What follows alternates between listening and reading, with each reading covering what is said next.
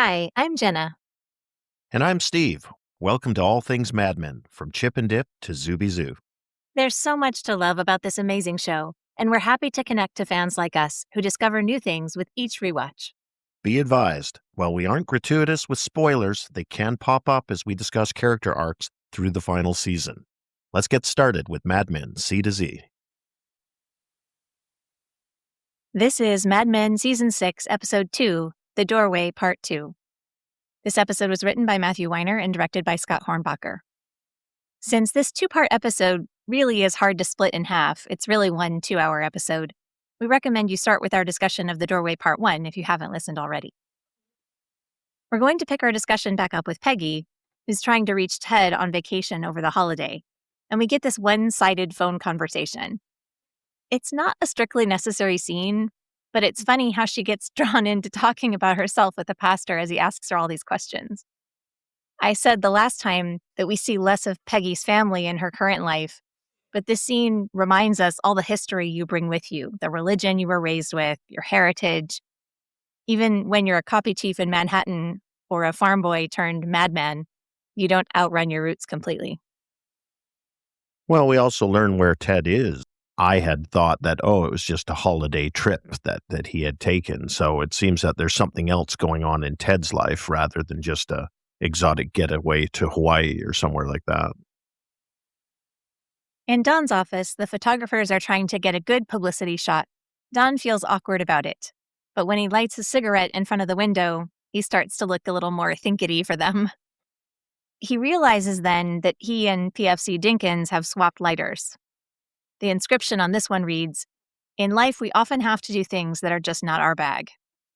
And it feels, to me, like Don gets to do so much of whatever he feels like doing. But to him, it feels like everything he does is something he has to do. Nothing is his bag for too long, it seems. I think it's a bit ironic that the photographer is telling him to be who he is, be yourself, do what you do. But for Don Draper, it just raises the question, who the heck are you? This further reemphasizes that Don continues to be in Dante's Silva Oscura at this point. Be yourself isn't an easy direction for Don Draper. We talk a lot about why aren't characters happy. And when we look at Don, Betty, Pete, and Roger particularly, they all seem to lack a purpose. They're competitive sometimes and they feel a drive, but it doesn't bring satisfaction. What is Don doing with his time on Earth that's going to mean anything? And if he didn't recognize that lack in himself, it wouldn't be so sad that he doesn't change it. And in prior seasons, we saw how excited Don was to win the advertising award and how much he savored the attention and being and hobnobbing with the higher ups. I get the sense at this point in his career, having attained that lofty level, he's found it wanting. So it feels to me there's a bit of a parallel here with someone like Pete. Both men seem to suffer from a dissatisfaction and a hollowness that their success, their professional success, hasn't resolved for them. In the next scene, Megan wakes Don so he can get ready to go to Roger's mother's funeral. Don attends the wedding on the beach in Part 1, and now a funeral in Part 2, both without Megan. And that feels like a nod to Doorways in the episode title. Megan was worried taking her vacation might cost her scenes in the soap opera, but she's discovered they're going to need her all week, so things are looking up for her career-wise. And Don says the right supportive things to Megan, but he can't bring himself to feel any of it. When he throws the Dinkins lighter in the garbage can at the end of the scene, again, as a viewer, I'm just left wondering, where is his head at? He really seems out of sorts. Yes, I was really thinking a lot about why he's trying to get rid of it, what he's trying to forget. And we know from a flashback that Dick Whitman's lighter killed the real Don Draper. So, of course, that would be something that haunts him when he sees a young soldier. And with the switch of lighters, his Don Draper one is gone now, and he has Dinkins. It's a bit of losing the identity he's been clinging to. And there can be a darkness you don't feel about Doorways in your youth. Often when you're young, you can't wait to explore, to find out what you can be, and you push forward.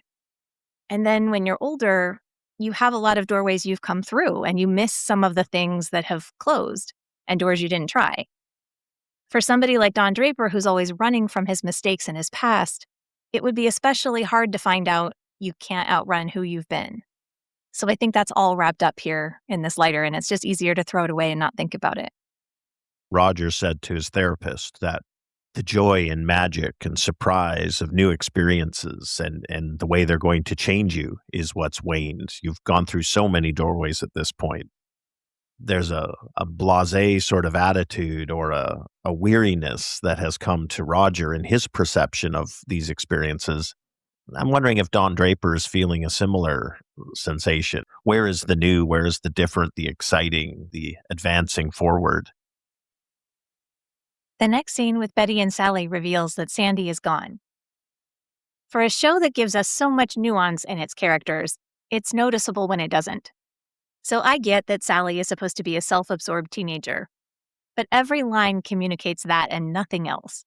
And we know Sally has some curiosity and empathy, and none of that is showing in this episode. So I wish she weren't so one-dimensional in this scene. And the other side of it is Betty, and we can see that Betty has identified with Sandy to some greater or lesser extent. And Betty, knowing the truth that Sandy hasn't headed off to Juilliard, is disturbed and I think concerned about where Sandy has really headed. Don is drinking heavily in his suit before going to Roger's mother's memorial service alone.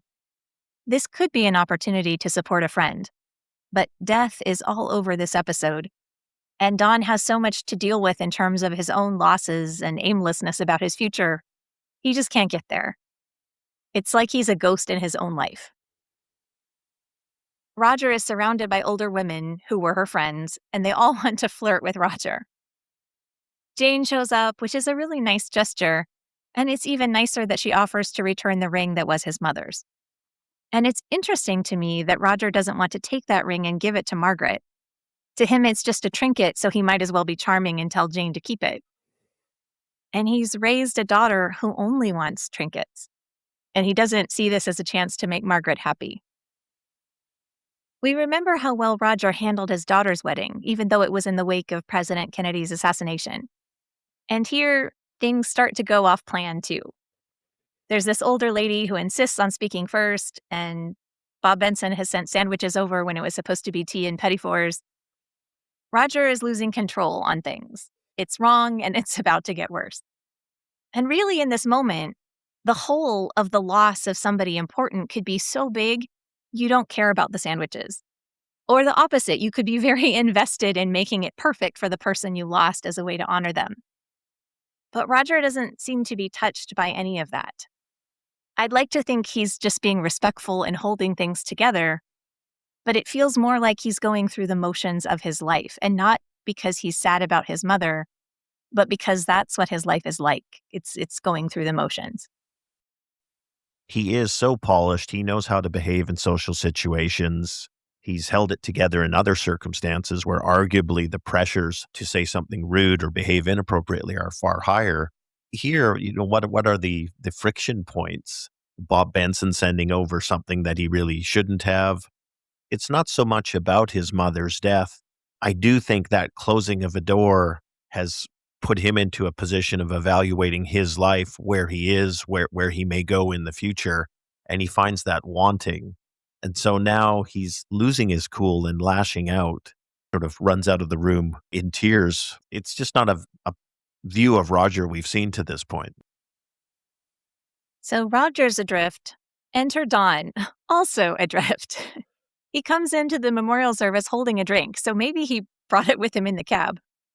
Roger announces there aren't any drinks because his mother didn't approve of libations, and Don takes a drink right after hearing that. And then the office guys come over and try and make conversation with Don, but it's all wrong for him. Harry talks about Megan working 4 days a week, and Ken asks, "Oh, is your mother still with us, Don?"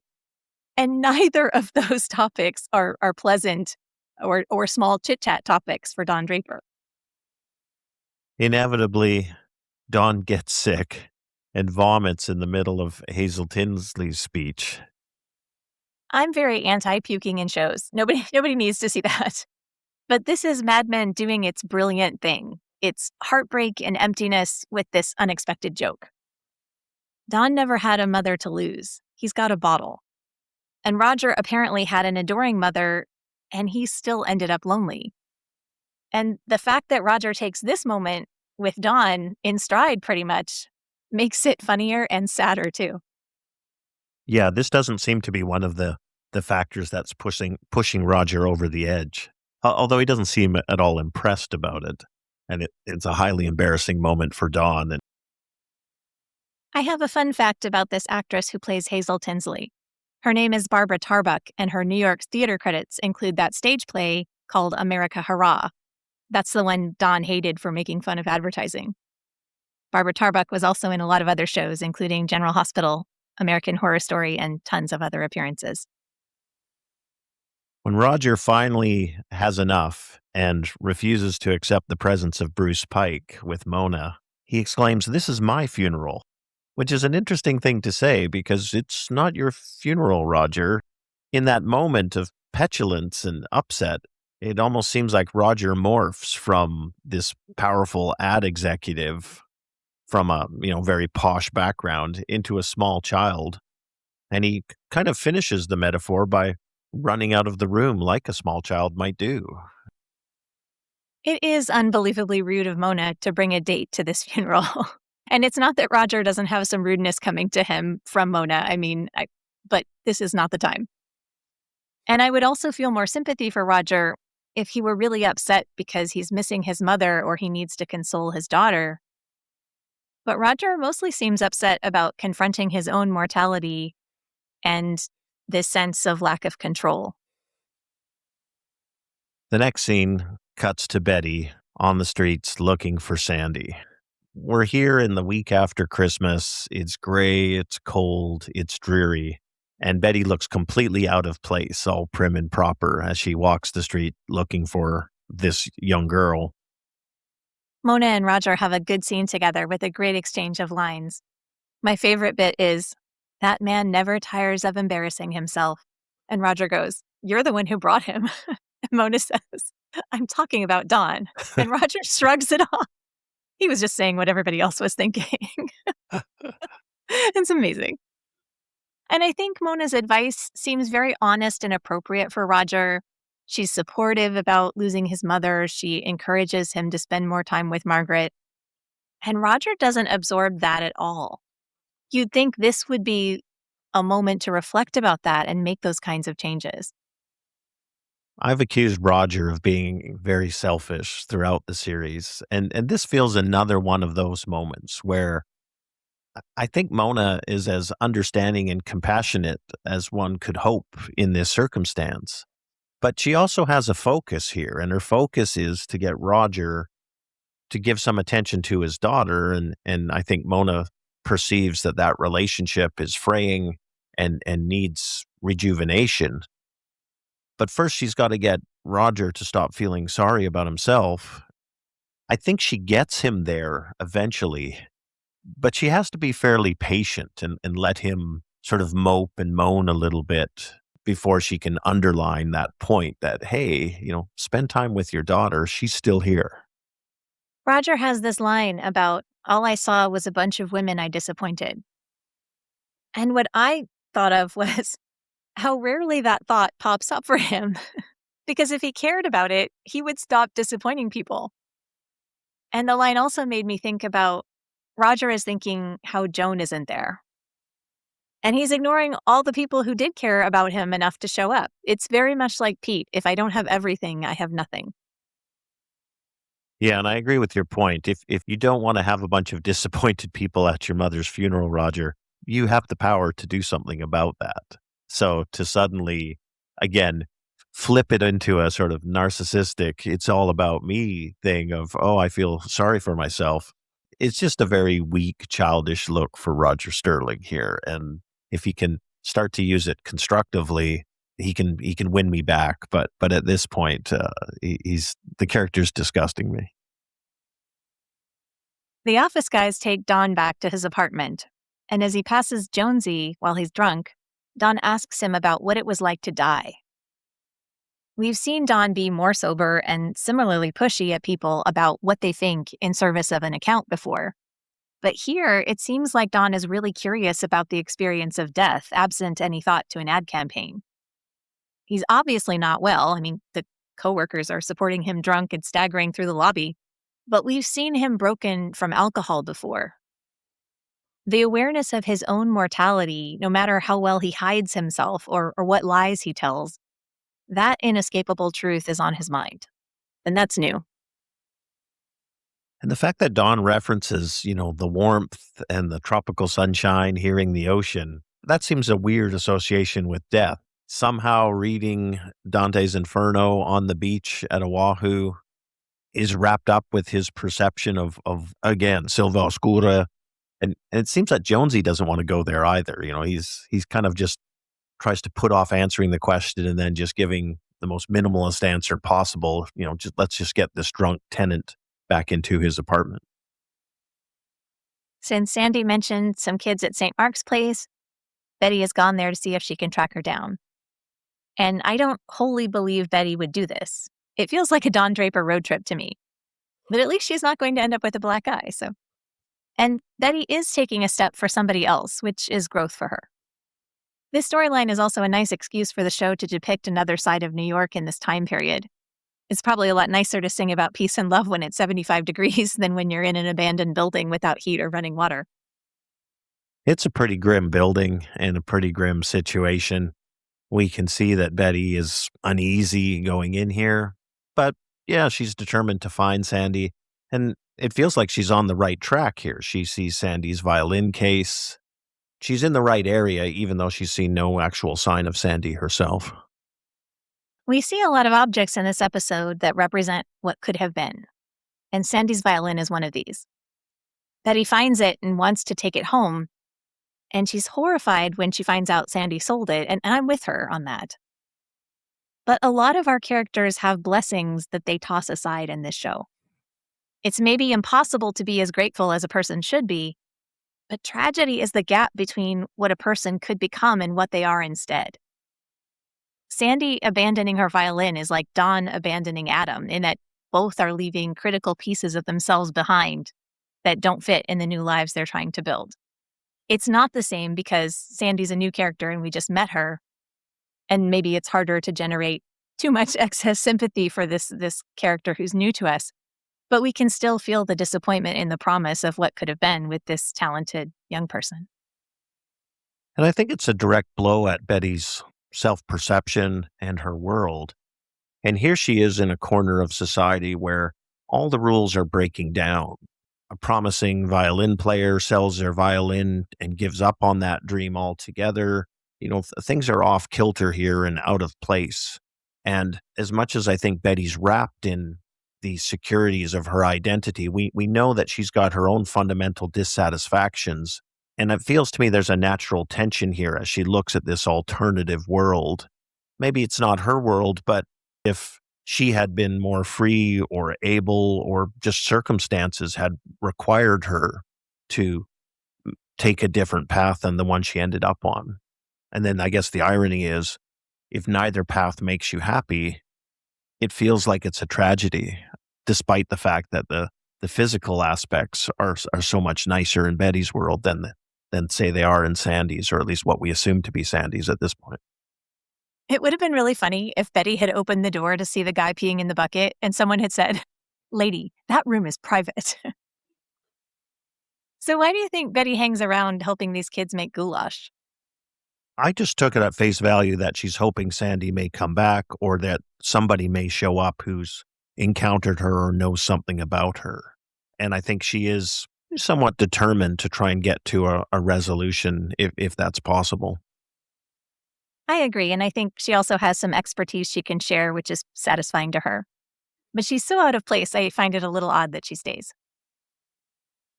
This next scene is the saddest to me in the whole episode. And that's saying something because they are setting us up for some pretty incredible darkness here in season 6. I mentioned the violin representing what could have been. And so is this jar of water from the River Jordan that Roger gives his daughter. She doesn't care about family traditions or connection. Her only interest is money. And that jar left behind on the couch beside Roger is everything about his relationship with his daughter. He's raised her to think of him as a money source who looks good in a suit. They don't respect or trust each other, and it's too late to fix that. I know Margaret's the one who looks conniving and awful in this scene, but Roger engineered their relationship to get to this point. It's similar to Sally closing the door on her mother while she talks on the phone later in this episode. Betty has spent years telling Sally to go watch TV. So expecting to have that relationship at the ready when you don't invest in it, that's not going to work. Yeah, and if Roger was a little depressed and down from earlier, this certainly isn't going to help things, because this notion that he can sail in and be the hero or improve this relationship with a snap of his fingers, that's clearly not the case. And even in terms of the relationship, I agree with you. I think he's intelligent. He reads it immediately. Margaret's hoping to get something financial here. There's no thought about the emotional or those sorts of connections. And it's just a painfully awkward sequence here in this scene, even though nothing is said that's blatantly rude or hurtful. We can just see this gray, desiccated relationship. And I don't get the sense that Roger views that as a challenge of, okay, now it's time to start building and make something better. It feels like he just flips back into self-pity about where his life has taken him. I get the sense that he takes some sense of responsibility for that, but it seems like all his emotions are devoted to the woe is me aspect rather than the what can I do to make a change. And Joan saw this in Roger. She once told him, "If you had your way, I'd be stranded in some paperweight with my legs stuck in the air."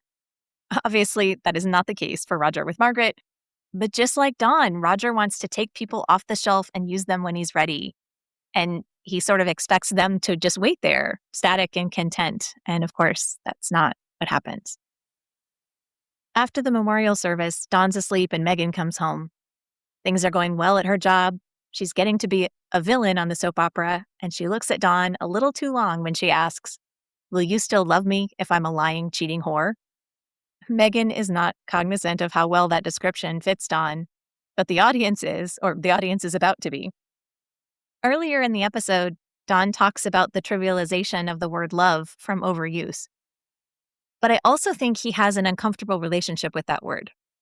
Remember, yes, I do, Bets. I say it all the time. Don Draper is not in danger of overusing the word love or trusting it. He likes Megan, but he doesn't trust her love to be enough for him to be happy anymore. And Don seems to be caught in a trap of his own behavior here. As Megan puts it, would you still love me if I were a lying, cheating whore, her character from the series? We know Don would not love her if she was those things. And he would feel justified and righteous in not loving her and saying, oh, you've betrayed our relationship and our commitments to each other and all the rest of it.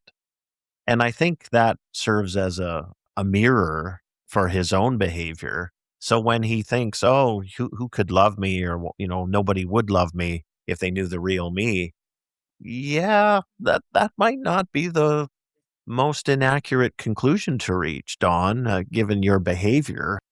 I think this just further contributes to his funk, because surely the idea of, oh, you're deserving of love has to lie at the heart of liking yourself and knowing you're worthy of love. By his own standards, I think Don fails that test. And although Megan says the line here playfully, I think the implications of it for Don Draper and his own view of himself are this is just pushing him further and further down into his challenge of defining himself and setting a course for himself as a man. Megan brings PFC Dinkins' lighter back to Dawn after the maid got it out of the garbage. Another symbol of what could have been. I was thinking whether Don wishes he had the chance to be a young man in the Army again and choose differently. Obviously, I don't think he would injure his commanding officer intentionally, but whether he would make that same identity choice. Or maybe his discomfort with the lighter is more about having more days behind him than he has ahead of him, and that young soldier was a reminder. So just so I'm clear on the lighters, Dick Whitman drops Dick Whitman's service lighter, and that starts the fire and explosion that kills Don Draper. And then when Dick Whitman assumes Don Draper's identity. They must have given him Don Draper's lighter, when they collected his things and he woke up in the hospital. So Don Draper's lighter has been the symbol of this new identity he's absorbed. And now that has been swapped inadvertently with Private First Class Dinkins. So the lighter does seem to run a solid thread and be intertwined with this self-image. There is some question in the fandom about how this could be Don Draper's lighter, because Dick obviously drops his own, but all we see him switching are the dog tags. But the lighter Don has been carrying can't possibly be Dick Whitman's the whole time, because given how much this man smokes in the office, it would certainly have invited questions. So I think operating with the assumption that it is in fact Don Draper's makes the most sense. Well, and Dinkins' name is on the lighter, but we don't know if Whitman's and Draper's names were on their respective lighters, do we? No, but I think it's a fair assumption that it would be a tradition. We go back to Betty while the boys are still making goulash, which I very much regret I did not include on our blog post collection of Mad Men-inspired recipes. But please do check those out. It's on our website. Betty has a showdown with a new arrival who tells her, "What you can't grok is that we are your garbage." That word grok was coined by Robert Heinlein in the book Stranger in a Strange Land, about a human raised among Martians who returns to Earth and starts a movement to reflect better values. And that, of course, is very fitting for Betty's contrast with the kids here, who are trying to avoid corporate America and all the social expectations Betty grew up with. Robert Heinlein also wrote the novel Starship Troopers. We know that she certainly struggles emotionally and in terms of happiness with this world, and she's not satisfied. She's not smug and content about it. And it feels like two people almost talking past each other here to me. I think they have more in common than they realize. And the young people are certainly trying to throw it on Betty, and she's this symbol for the man and the system and all the rest that they're rebelling against. But we know where these boomers are going to grow up and end up in their lives here decades later. And in this moment, I think Betty acquits herself fairly well. She demonstrates that she's not afraid of them, and she calls out his bad manners. And that's an accurate statement by her. So she's not putting him down or attacking his character. She's observing just objective facts in the situation. So I guess I like her interaction here in this moment, because I feel like she stands up for herself and doesn't accept this generic attack on society, which I think is where the young guy wants to go. That it's not about that for Betty. She's not tilting at windmills here. She's trying to find Sandy and trying to help her. This leader kid, Zal, is played by the actor Jesse James, who was also in As Good as It Gets. He was Spence, Carol's son. And he's calling Betty out for being fake. He says her eyes are blue, her hair is bottled. And that's it. She's out. She grabs the violin. She's going to take it with her, but she ends up leaving it by the door. She leaves without Sandy, without the violin, and only a rip in her coat to show for it. And this is a callback, I think, to Ken's story, The Gold Violin, which we connected to Pete. But again, it fits Betty. It was perfect in every way, except it could not make music. Betty's life is basically being a museum exhibit. So the fact that Betty goes out by herself to try to do something for somebody else, that's a step. And then when Betty leaves the violin behind, it can look like quitting. But I think it's also Betty relinquishing her need to control everything around her, and maybe a little foreshadowing. The times are changing. Her kids are growing up. She doesn't want Sally to run away to California like Sandy, but maybe leaving that violin, if it's like a gold violin, something we all expect to be perfect, maybe that's Betty leaning forward towards something more authentic, while Dawn and Roger are struggling as they look back a lot in this episode. It's a rough scene because I agree with you. I think Betty's got to accept the limitations of her ability to save or help Sandy in this circumstance. And I wonder how she views that vis-a-vis her own life and situation. What's her agency to try and get herself to a happier, more fulfilled place? And does Betty give a lot of thought of how to help someone like Sally get to that sort of place? A lot of the interactions Betty's had with Sally to this point don't suggest somebody who's has a lot of energy or attention to focus on other people's happiness. I know we saw a lot more hair in the creative lounge at SCDP already. Abe is also sporting an impressive amount of hair when he shows up at Peggy's office. He's brought 2 sandwiches. It's sometime between Christmas and New Year's Eve, and Peggy's got people working late. Peggy has this eviscerating speech to her creative team, and she delivers it with more calm than Dawn would, but it's so harsh. Abe hides behind his headphones. She might be correct, but of course the point is she's still learning how to manage people. So we saw her doing that really well with clients, but not yet with her team. And it makes sense this would be a weakness because her mentor, Dawn, is terrible at empowering and growing other people in general.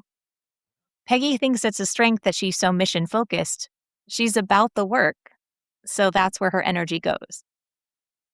And I'm not saying there aren't people like this, but Peggy can read a room when she hurts people. She did it with Megan and Freddie, and when Ginsburg corrected them about those murder photos.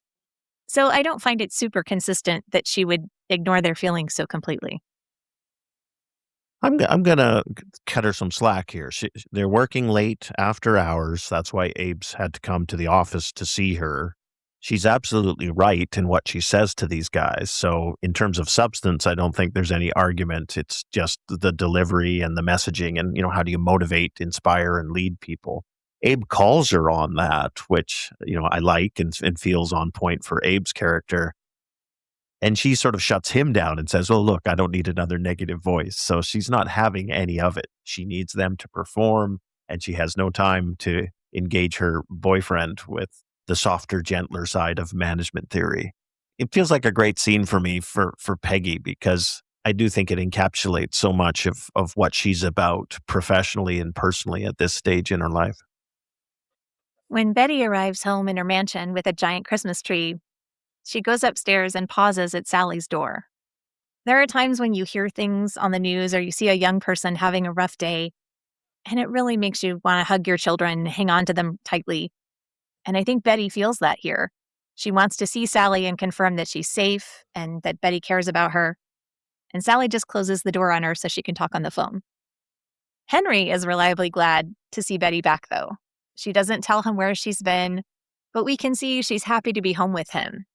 Betty's Weight Watchers journey reminded her to fill herself with family, and it finally feels like she isn't faking that. She's not thinking about Don and making him jealous. She's not counting what her neighbors have.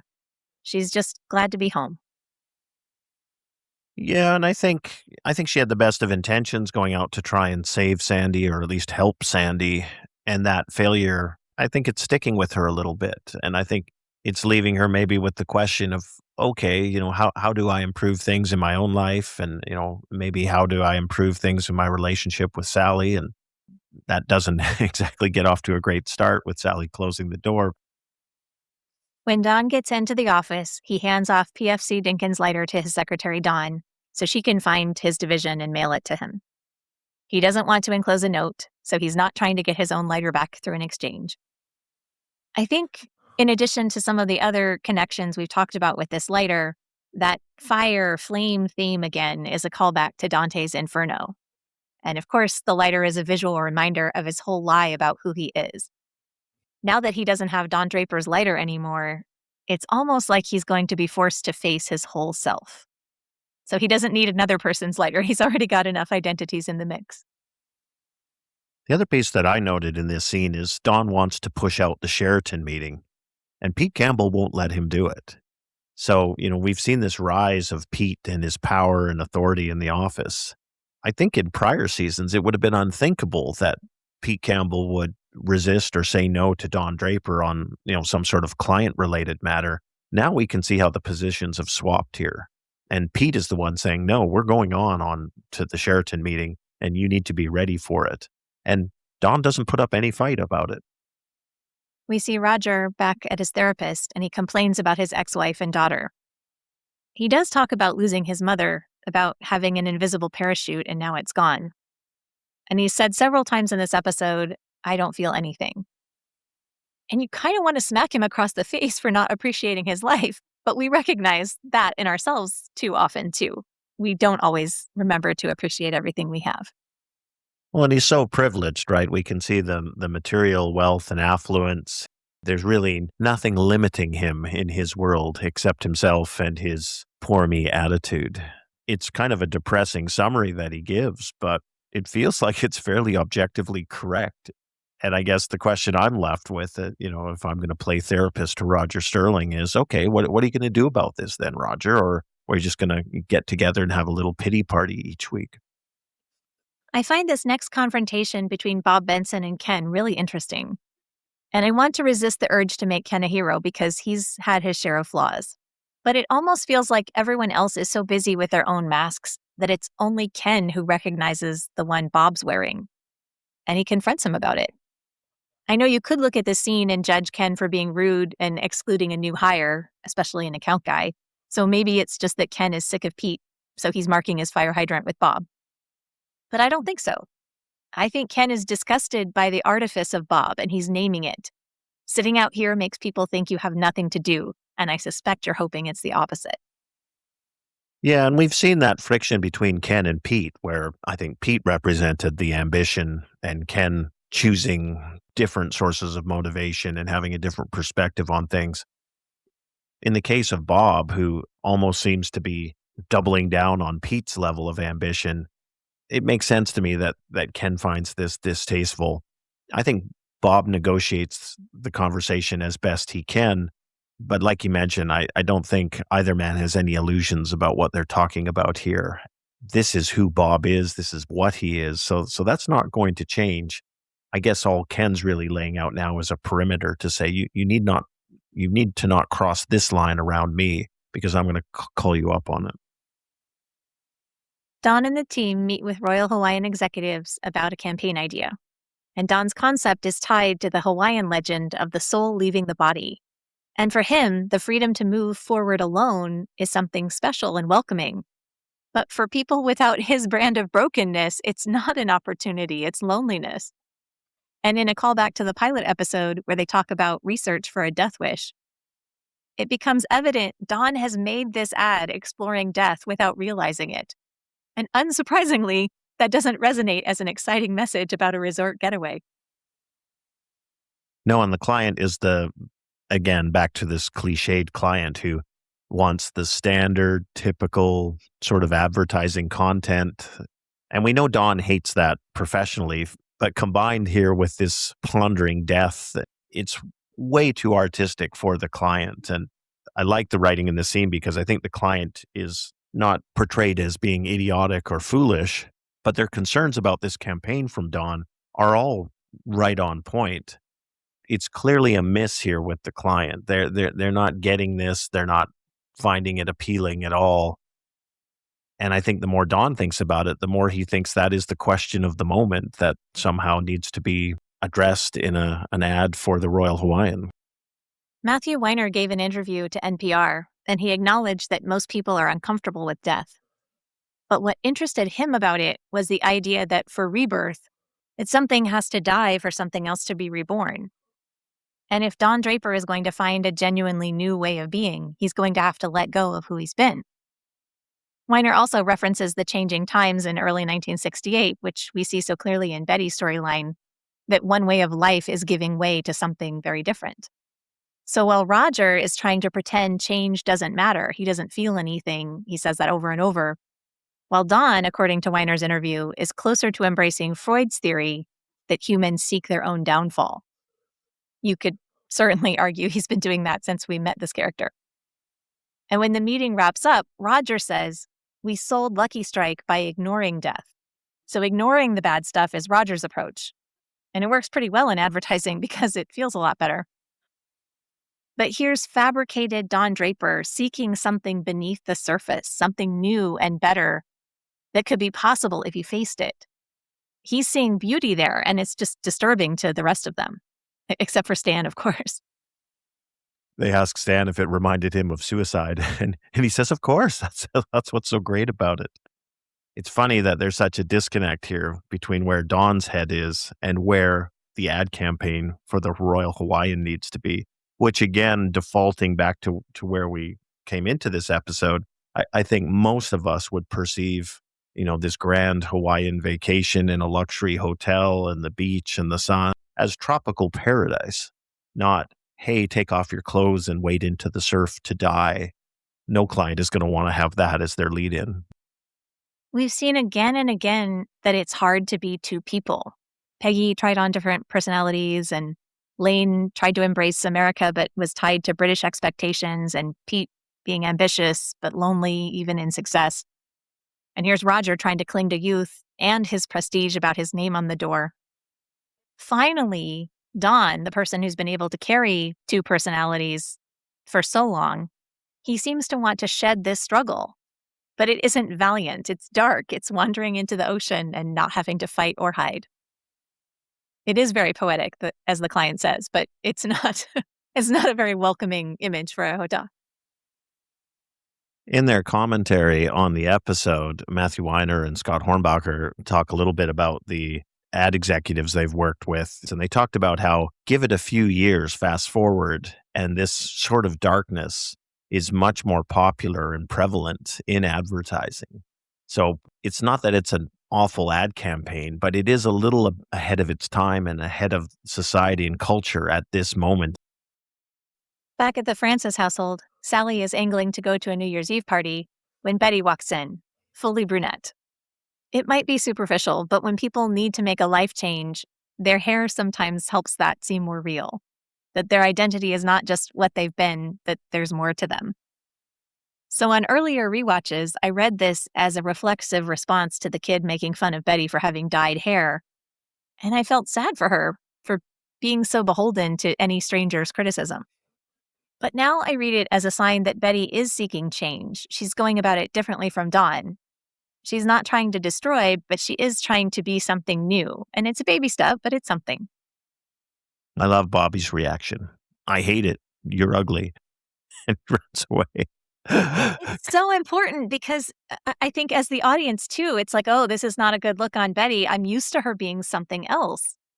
But so what if we're used to her being one way? It's okay for her to try to be something else. So even though it's small, I'm so glad to see Betty taking some agency that's not about demeaning somebody else. Well, and Henry knows what to say. He comes back with Elizabeth Taylor, and I'm sure there's not many women who would be unhappy with a comparison to Elizabeth Taylor in 1968. Henry steps up. He's really very accepting and loving of her always. And Sally seems a little perplexed. She doesn't say anything positive or negative. She just asks, what happened? Basically, why the change? Really, she's asking the real question here. At the office, Caroline comes in with Giorgio's shoe shine box, which his family sent over after Roger called them. Giorgio passed away. Roger sits alone on a stool, opens the box and takes out a brush, and John Slattery's face completely crumples.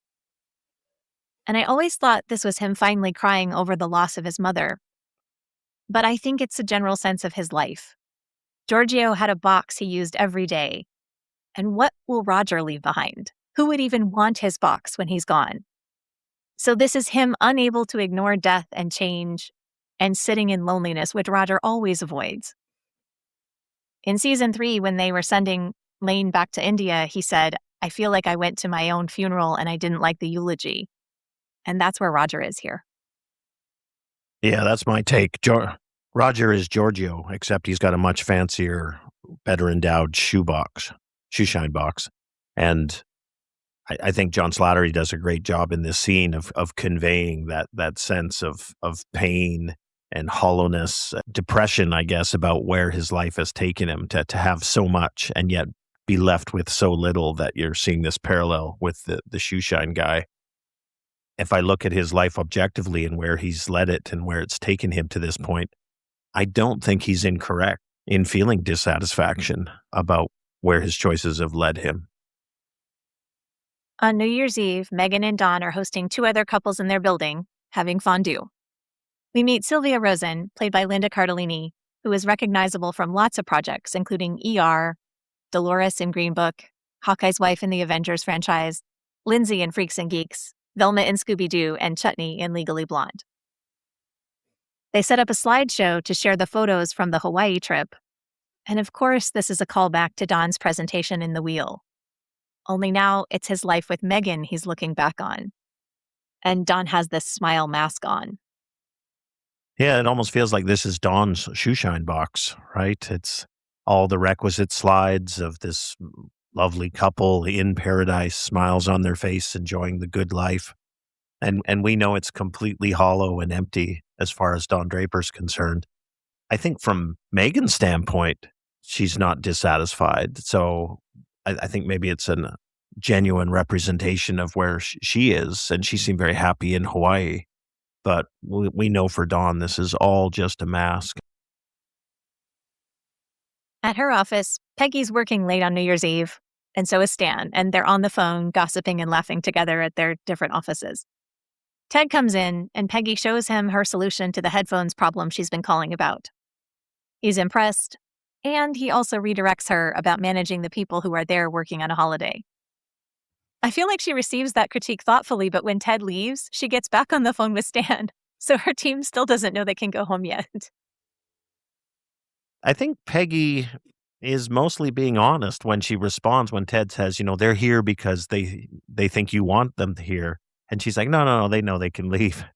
I don't think Peggy naturally thinks of herself as the boss yet. It's still all too new, and it's something she's trying to get her head around.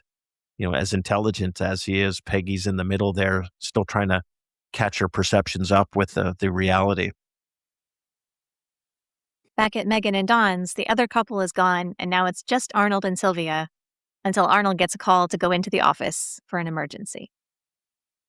Dawn goes with Arnold to find his skis in the storage room so he can get to the hospital, and Dawn asks him, "What is it like having somebody else's life in your hands?" I see this as Dawn being genuinely impressed by Arnold, but there's also a mix of his own fascination with life and death too that permeates this episode. And thankfully, Arnold seems like a good doctor, unlike a lot of the others we've seen on this series. He's respectful of the responsibility he has, and he says the whole life and death thing doesn't bother me that much. It never has. And I think that's so intriguing to Dawn because Arnold is happy. It doesn't mean he's not competitive about how much his apartment is worth, but he's not having an existential crisis about who he is or what his purpose is. I think with all Dawn's thoughts about death and what does that mean for life, he's seeking Arnie's perspective on life and death, because here's a man who straddles the two worlds and is actively trying to pull people and secure them into life. The fact that this is a routine part of Arnie's world and that it doesn't bother him and it's not something he dwells on, I think Dawn sees that as such a stark contrast to himself, where he's been contemplating this quite a bit. And I like how Arnie sums things up, where he says Dawn gets paid to think about things people don't want to think about, and that Arnie gets paid to not think about things. I think they both have a professional respect for what the other does, but it's interesting how there's such a contrast between the two. And I'm not sure that Arnie's answers give Dawn any peace or ease his anxiety in any way. I think Dawn is left isolated again and just perceiving that he's in a very different place in his world and with his perceptions. And Arnold drops a line on Dawn that people will do anything to alleviate their anxiety and salutes him as he skis away. And that line is an interesting cut to the next scene, where Dawn looks to alleviate his anxiety with Arnold's wife, Sylvia. This affair between Dawn and Sylvia has a reveal reminiscent of the pilot, where we saw Dawn attracted to Rachel and sleeping with Midge before he went home to his, surprise, wife. Here, the not terribly surprising twist is that Dawn is sleeping with a woman in his building who's married to a man he genuinely likes and admires. Yeah, so Dawn's betraying Megan, and he's also betraying Arnie. What do you think Dawn's seeking in this relationship, which we can assume is very well established? They've got a whole protocol where Sylvia leaves the door open and all the rest of it. Why do you think Don Draper reverts back to this sort of activity? It seems like he's reverting to a habit. We find out Sylvia gave him the copy of Dante's Inferno, so maybe she will be the catalyst for Dawn to walk through fire and change, except here he is doing this again. And when she asks what he wants for this year, he answers to stop doing this, and her feelings aren't hurt. She understands. And to me, this was like what Beth thought about Pete. They're both missing something and trying to find it with each other for a while, but they both already know it's not going to fix anything. And the ick of him cheating with his neighbor that he and Megan regularly socialize with, that's pretty high.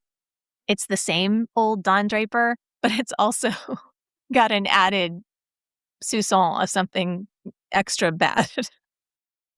Yeah, it feels especially seedy because, like you mentioned, it's not just cheating on your partner, it's also cheating on your friend. And as you mentioned, Sylvia knows Megan, so the same assessment applies to her. I was thinking about it in terms of, Don has married Megan. She's young and beautiful. And here he is chasing the wife of Arnie in his building. So I was trying to think, what is this relationship offering that he doesn't get with Megan? Sylvia, I think, is intended to appear older here. It almost seems like he's seeking whatever it is he doesn't have. So if he's got the young, beautiful, attractive wife, then he's going to seek the more mature woman. But it just seems to go back to this. He's just never satisfied. So if he was married to a Sylvia, he would be seeking out and having an affair with the Megan.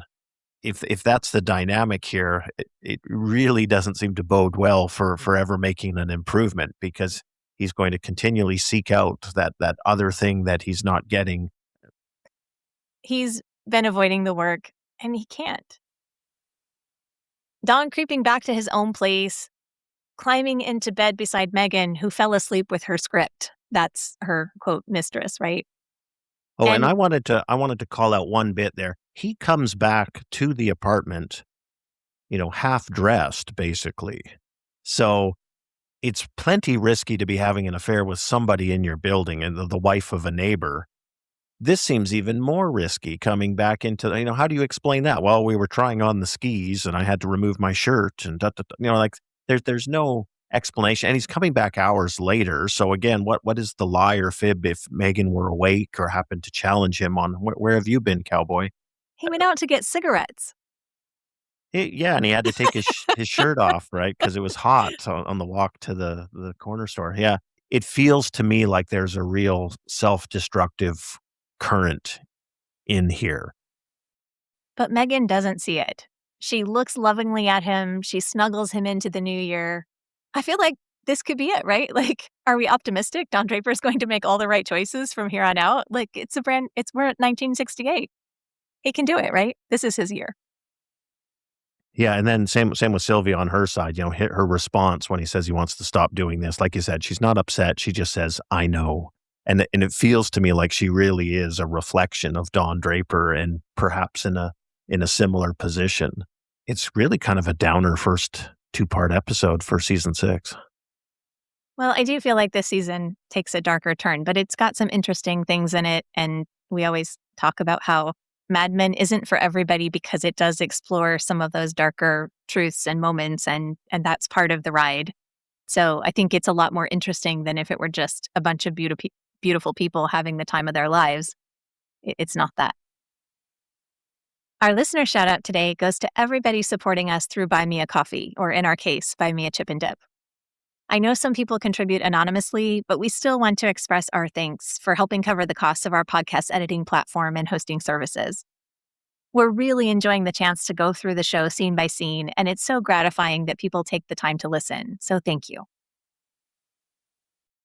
That's it for this episode of All Things Mad Men, from Chip and Dip to Zooby Zoo. Visit our website, madmenctozee.com, to vote for your favorite sterling lines and to share your opinions on our double dip questions for each episode.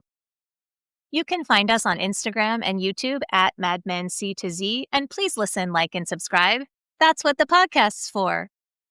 Thanks for listening, everybody.